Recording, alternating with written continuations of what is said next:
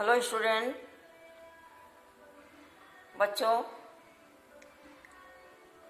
व्याकरण की जो वर्कबुक है उसमें भाषा और व्याकरण इसको तुम लोग भर डालना। जैसे लिखा है बेटा, ध्यान से देखो।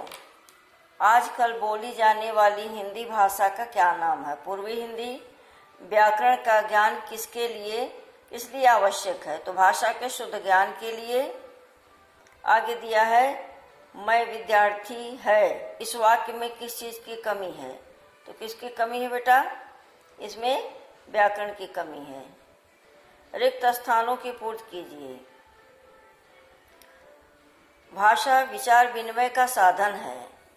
भाषा के शुद्ध रूप तथा नियमों का ज्ञान कराने वाला शास्त्र व्याकरण कहलाता है।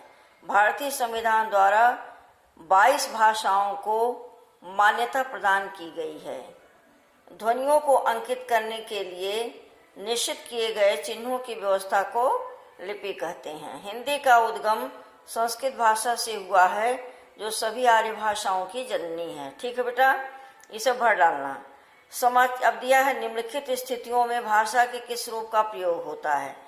जैसा तुमने पढ़ा है, समाचार वाचन क्या है? मौखिक है। प्रश्न पत्र हल करना लिखित है। सड़क पर दो व्यक्तियों का झगड़ना मौखिक।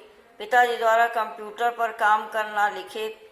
माँ द्वारा कबीर को समझाना मौखिक। समाचार पत्र के विज्ञापन लिखित। तो इसको तुम भर डालना। ठीक है बेटा, पाठ 1 और 2 तुम्हें दोनों भरने हैं। ठीक है, तो ये सारी चीजें भर डालना। ये देख रहे हो, ये सब दिया है, इसको तुम्हें भरना है। जैसे भाषा का मूल रूप क्या है? ध्वनि।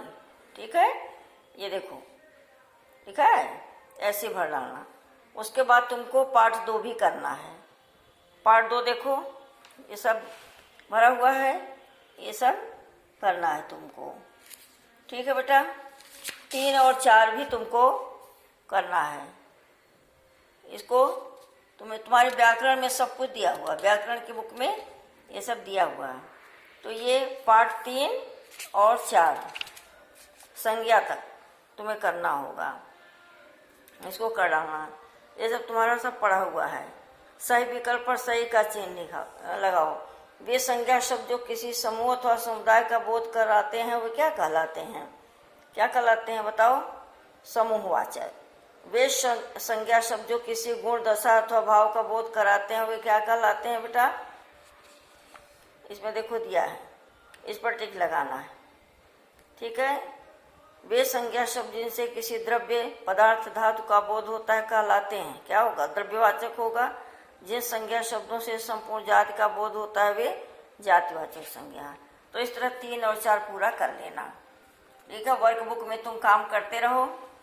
जितना व्याकरण में हुआ है वो पूरा वर्कबुक में भरना होगा। ठीक है, और इसके लिए होमवर्क में ये काम दिया जाता है। बसंत में जितना काम हुआ, बसंत की बुक में पाठ 9 तक, उसे भी तुम्हें धीरे धीरे इसको फिल करना है एग्जाम से पहले। अब हम लोग देखते हैं भारत की खोज। भारत की खोज में पाठ 4 चल रहा है, उसको देखते हैं। पाठ 4 का एक शीर्षक है भारत का प्राचीन रंगमंच। देखो बेटा, दिया हुआ है भारतीय रंगमंच अपने मूल में संबद्ध विचारों में अपने विकास में पूरी तरह स्वतंत्र था। इसका मूल उद्गम ऋग्वेद के उन ऋचाओं संवादों में खोजा जा सकता है जिनमें एक हद तक नाटकीयता है। रामायण और महाभारत में भी नाटकों का उल्लेख मिलता है। कृष्णलीला से संबंधित गीत, संगीत और नृत्य में उसने आकार ग्रहण करना आरंभ किया। ईसा पूर्व 6वीं या 7वीं शताब्दी के महान वैयाकरण पाणिनि ने कुछ नाट्य रूपों का उल्लेख किया है। ठीक है, तो यहाँ से रंगमंच शुरू होता है। इसमें दिया गया कि अब यह माना जाने लगा कि नियमित रूप से लिखे गए संस्कृत नाटक ईसा पूर्व 3वीं शताब्दी तक पूरी तरह प्रतिष्ठित हो चुके थे। जो नाटक हमें मिले हैं उनमें पहले के ऐसे रचनाकारों नाटकों का अक्सर हवाला दिया गया जो अभी तक नहीं मिले। ऐसे नाटककारों में एक नाम था भास। इस शताब्दी के आरंभ में उसके 13 नाटकों का एक संग्रह खोज में मिला है। यहाँ नाटक के बारे में नेहरू जी ने हमें बताने का प्रयास किया। आगे उन्होंने बताया है कि अब तक मिले संस्कृत नाटकों में प्राचीनतम नाटक अश्वघोष का है। वह ईस्वी सन के आरंभ के ठीक पहले या बाद में हुआ था।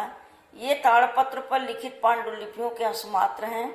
आश्चर्य की बात है कि ये गोबी रेगिस्तान की सरहदों पर तूफान में मिले हैं। अश्वघोष धर्मपरायण बौद्ध हुआ। उसने बुद्ध चरित्र अश्वघोष, ये हमारे संस्कृत के कवि हैं।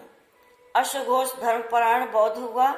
उसने बुद्ध चरित्र नाम से बुद्ध की जीवनी लिखी। यह ग्रंथ बहुत प्रसिद्ध हुआ और बहुत समय पहले भारत, चीन और तिब्बत में भी बहुत लोकप्रिय हुआ। कालिदास को संस्कृत का सबसे बड़ा कवि और नाटककार माना गया है। उनका समय निश्चित है, पर संभावना यही है कि वह 4वीं शताब्दी के अंत में गुप्त वंश के चंद्रगुप्त विक्रमादित्य के शासनकाल में उज्जैनी में थे। माना जाता है कि वह दरबार के नवरत्नों में से एक थे। उनकी रचनाओं में जीवन के प्रति प्रेम और प्राकृतिक सौंदर्य के प्रति आवेग का भाव मिलता है। कालिदास की एक लंबी कविता है मेघदूत। ठीक है बेटा, इसको पढ़ लेना तुम लोग। कालिदास में संभवतः काफी पहले प्रसिद्ध बहुत नाटक की रचना हुई जिसका नाम था मृच्छकटिकम, मिट्टी की गाड़ी। ये सब इसको देखते हुए ये पूरा तुम लोग रीडिंग कर लेना। ठीक है बेटा। विदेशों में भारतीय कला का क्या प्रभाव पड़ा, इसे भी तुम देख लेना। इससे संबंधित हम कुछ प्रश्न तुम्हें भेजेंगे, उसके उत्तर भी।